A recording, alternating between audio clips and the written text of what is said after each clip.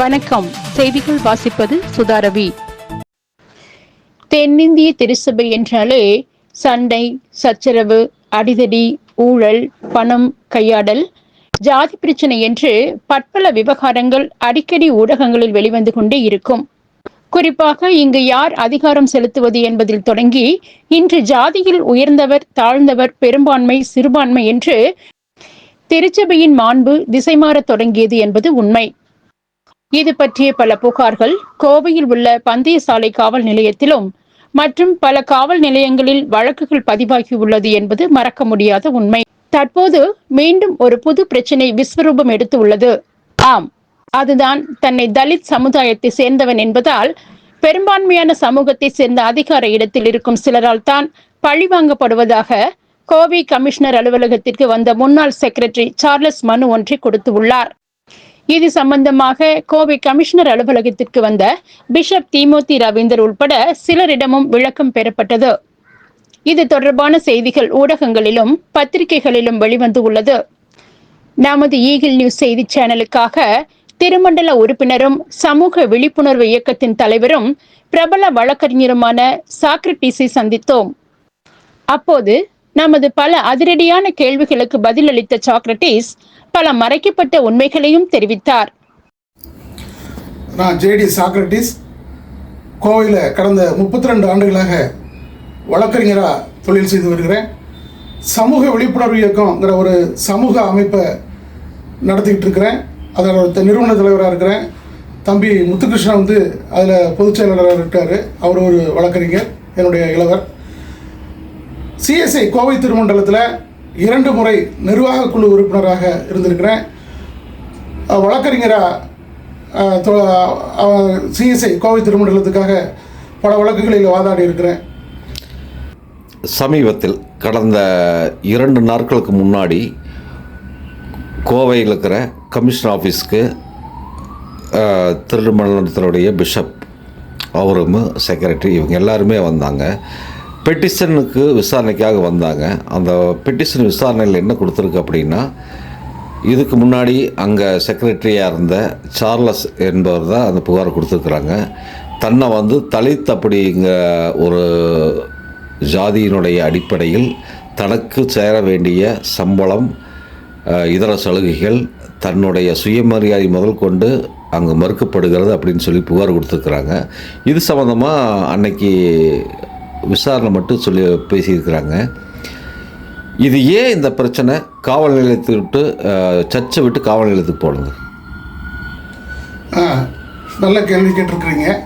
காவல் நிலைய ஆலயத்து பிரச்சனை அல்லது திருமண்டலத்து பிரச்சனை காவல் நிலையத்துக்கு ஏன் போகணும் அப்படின்னு ஒரு நல்ல கேள்வியை கேட்டிருக்கிறீங்க.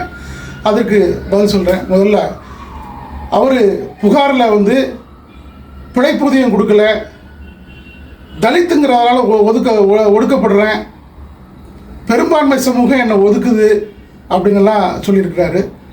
முதல்ல பெரும்பான்மை சமூகங்கிறது இங்கே யாருங்கிறத பார்க்கணும். நான் ஜாதிக்கு அப்பாற்பட்டவன், ஜாதி வித்தியாசம் நான் பார்க்காதவன், பொதுவான மனிதனாக நான் சொல்ல போனால் அவர் சார்ந்த சமூகம்தான் கோவை திருமண்டலத்தில் பெரும்பான்மையாக இருக்கிறாங்க. திருமண்டல பேரவை உறுப்பினர்கள்னு சொல்லுவாங்க. உதாரணமாக 270 திருமண்டல பேரவை உறுப்பினர்கள், ஆயர்களும் திருமண்டல பேரவை உறுப்பினர்களும் மொத்தம் 270 பேர் இருக்கிறாங்கன்னு வச்சுக்கிட்டா, அதில் 55 பேர் தான் இவர் குறிப்பிடுற பெரும்பான்மை சமூகத்தில். பெரும்பான்மை சமூகம்னு கொடுத்து சொல்கிறாரு இல்லையா, அவர் எந்த சமூகத்தை குறிப்பிட்டு சொல்கிறாரோ அந்த சமூகத்தை சேர்ந்தவங்க 55 பேர் தான் இருக்கிறாங்க. பாக்கியில் இவர் சார்ந்த சமூகம் 60% இருக்கிறாங்க.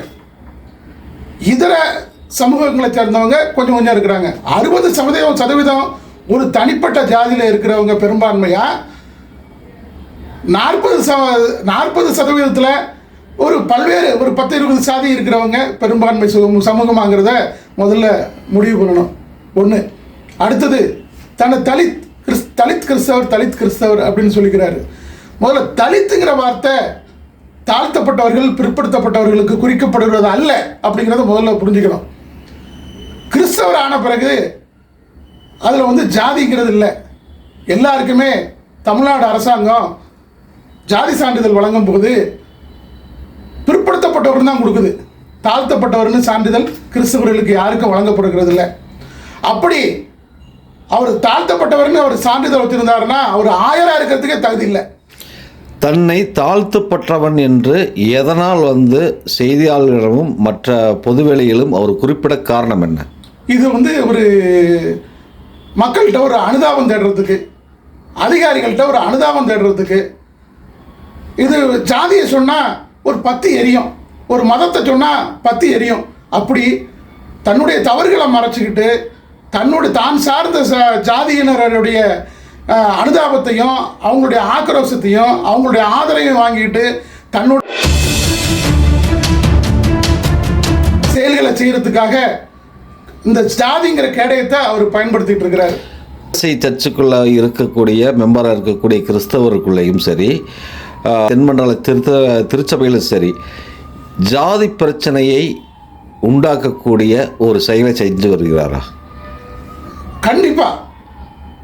இதுவரைக்கும் இங்கே பக்கத்தில் இருக்க பந்தயசாலை காவல் நிலையத்தில் போய் கேட்டு பாருங்க.